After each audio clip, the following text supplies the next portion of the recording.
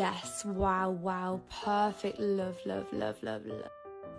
امروز براتون یه جینجر شات درست کردم، خیلی ساده و سالم. مواد لازم: زنجفیل، خیار، لیمو ترش، جعفری، کمی زردچوبه تازه، یه ذره فلفل کایان. همه رو با آب مخلوط کردم و بعدش هم مصافی ردشون کردم. این شات خیلی خوبه، مخصوصا الان که داره پاییز میاد و هوا داره خنک‌تر میشه. زنجفیل انرژی میده و سیستم ایمنی رو قوی میکنه. لیمو هم که یه سم‌زدایی خیلی خوب میتونه واسه بدن و خیالم خنک کننده است و آبرسان خوبیه. جعفری تازه هم پر از ویتامینه. زردچوبه هم واسه التهاب خیلی خوبه.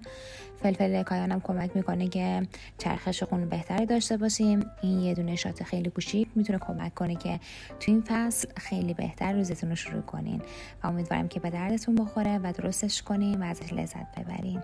چیرز.